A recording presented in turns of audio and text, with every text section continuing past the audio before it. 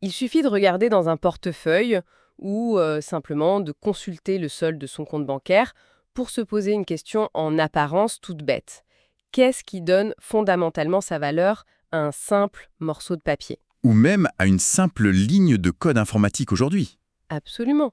C'est le point de départ de notre nouvelle plongée au cœur de la création monétaire.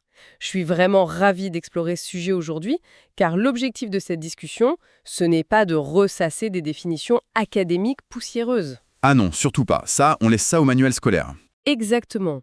On veut plutôt décortiquer la psychologie humaine, qui est souvent assez rationnelle d'ailleurs, et qui soutient l'ensemble de notre système financier.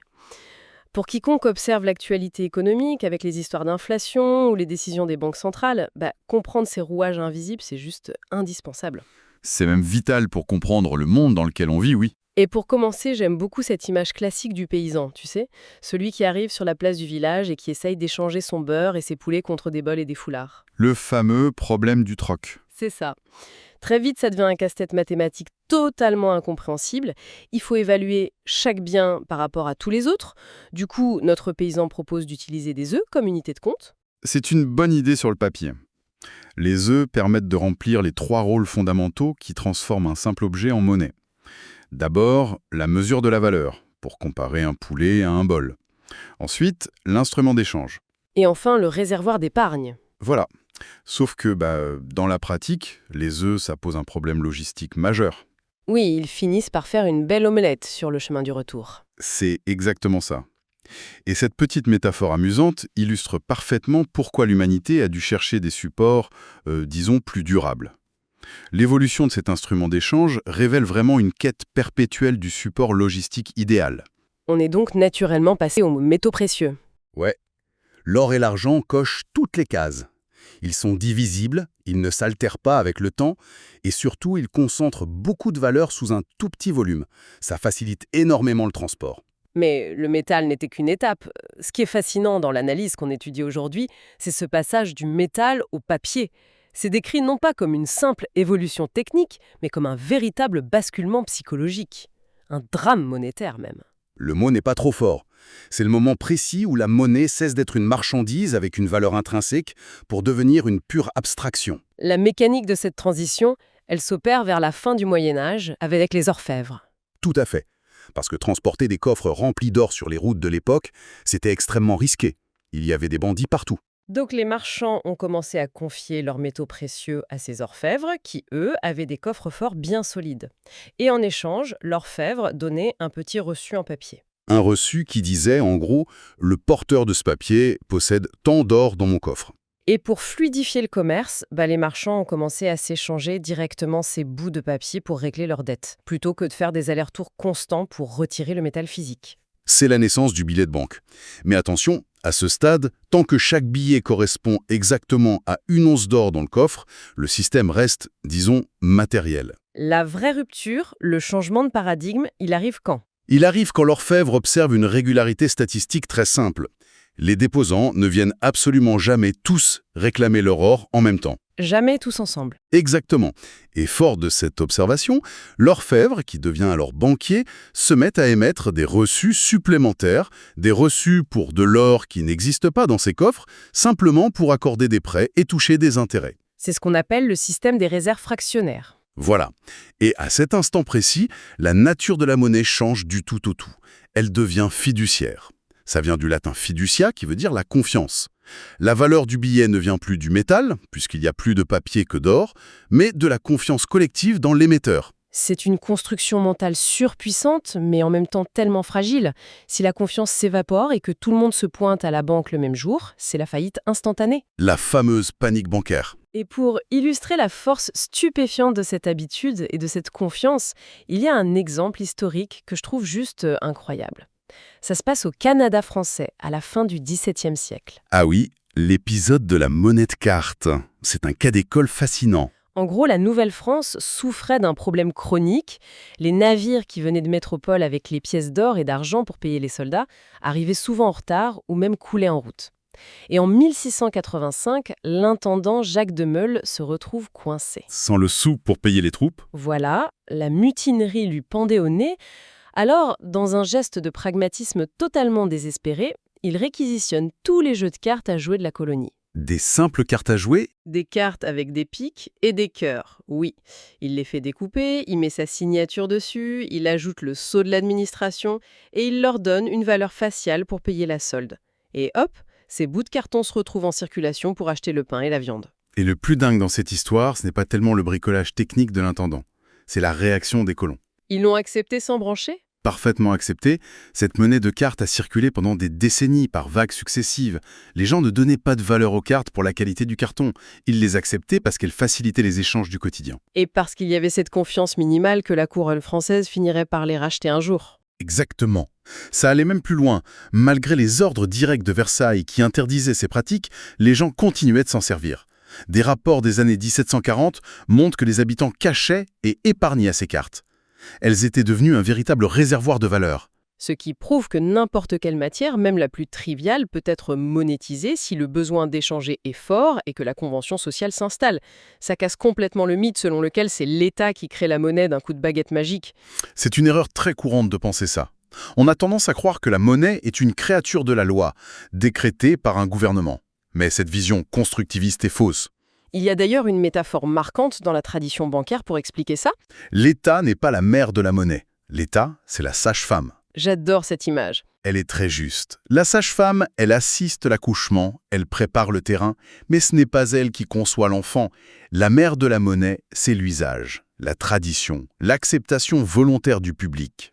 L'État vient juste certifier le poids d'une pièce ou imposer son monopole plus tard.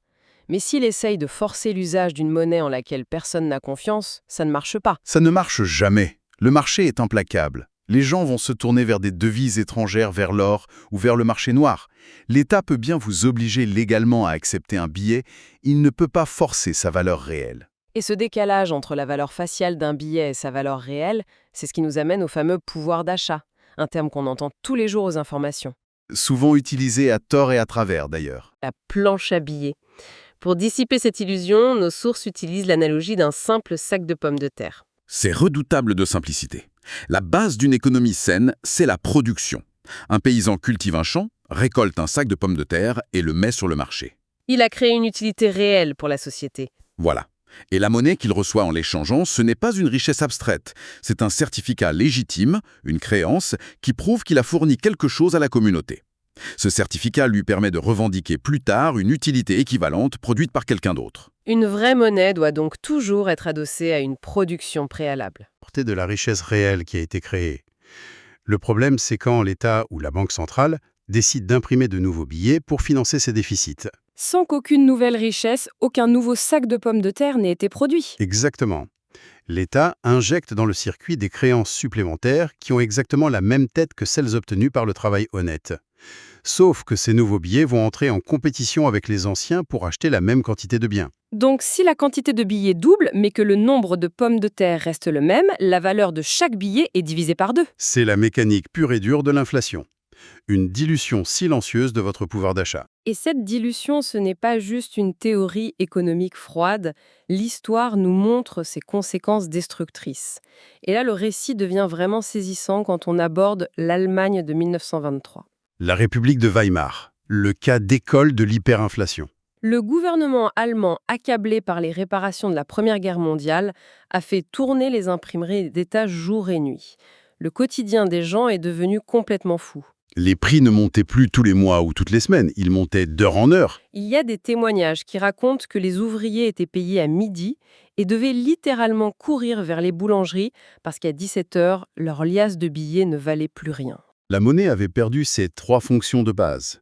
Elle ne mesurait plus rien. Dans les restaurants, les serveurs corrigeaient les prix sur le menu au crayon pendant que les clients étaient en train de manger. Épargner relevait du suicide financier pur et simple. Et même pour les échanges, ça devenait ridicule. On allait faire ses courses avec des brouettes entières de billets. On raconte même que si vous laissiez votre brouette pleine de milliards de marks dans la rue, les voleurs vidaient les billets sur le trottoir et volaient juste la brouette. L'ironie tragique, c'est que cette surabondance de papier a fini par créer une pénurie de moyens de paiement. Le système bancaire s'effondre sous le poids des zéros et les gens en sont revenus au troc, une armoire contre des pommes de terre. Mais au-delà de l'anecdote logistique, l'analyse historique met en lumière la vraie tragédie de l'inflation. C'est une injustice sociale profonde. Oui, un transfert de richesse d'une violence inouïe. L'inflation ruine en premier lieu et silencieusement les épargnants, les retraités et les classes moyennes, tous ceux qui comptent sur des revenus fixes. Le travail de toute une vie est anéanti en quelques mois. Alors que paradoxalement, ça crée une prime pour ceux qui sont lourdement endettés. Absolument. Les grands conglomérats industriels allemands de l'époque ont vu leur dette colossale s'évaporer. Ils remboursaient leurs créanciers avec de la monnaie de singe, pendant que la valeur réelle de leurs usines explosait. C'est une prospérité totalement illusoire bâtie sur les ruines de la majorité. Ça ronge complètement la cohésion sociale, parce que ça détruit le lien entre l'effort au présent et la récompense dans le futur. Mais pourtant, quand on regarde les dirigeants économiques modernes, on a l'impression que la leçon n'a pas été retenue. La tentation de manipuler la monnaie est toujours là, sous des formes un peu plus sophistiquées, comme la politique de reflation. C'est ce que les sources décrivent comme un péché d'orgueil, cette volonté de vouloir diriger les prix pour éviter les crises cycliques à tout prix. Oui, parce que l'économie de marché, ça respire par de grandes ondes naturelles, des phases d'expansion, souvent alimentées par le crédit d'ailleurs, et des phases de contraction. La récession, même si elle est douloureuse, c'est le moment où le marché purge les mauvais investissements. C'est l'assainissement nécessaire, mais les autorités refusent souvent cette purge. Elles injectent massivement de la liquidité pour faire remonter les prix artificiellement. Il y a cette métaphore du barrage qui illustre ça de façon lumineuse. Vouloir bloquer ces cycles naturels par la reflation, c'est comme construire un barrage rigide en plein milieu d'un torrent de montagne. Au début, on se dit génial, on a dompté la nature, l'eau est calme. Mais la pression s'accumule en silence contre le béton.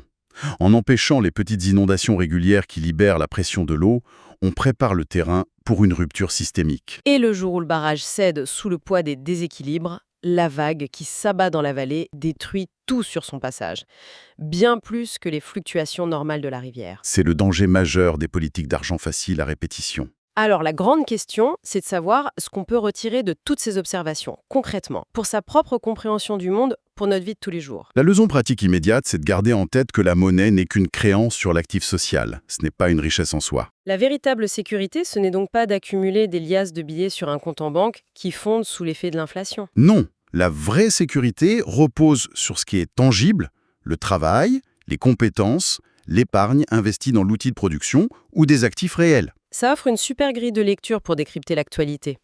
Quand on voit le prix de l'immobilier ou des courses exploser, on a l'impression que ces choses prennent de la valeur absolue. Alors que bien souvent, c'est le mètre ruban avec lequel on les mesure, c'est-à-dire la monnaie, qui est en train de rétrécir. Les prix, ce sont juste des thermomètres, un système d'information. Et vouloir bloquer les prix par décret, comme certains le proposent parfois, ça revient à casser le thermomètre pour nier qu'on a de la fièvre. C'est tout à fait ça.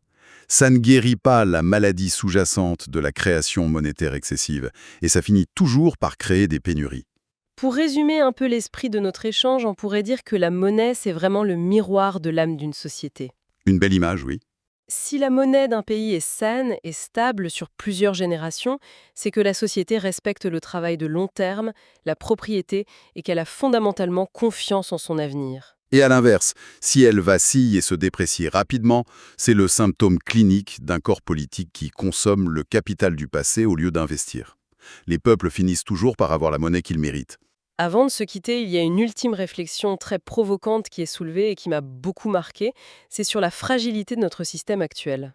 Sur la dématérialisation de la monnaie ? Oui, on est passé des pièces d'or tangibles aux billets de banque en papier et maintenant à des simples impulsions électroniques mondiales.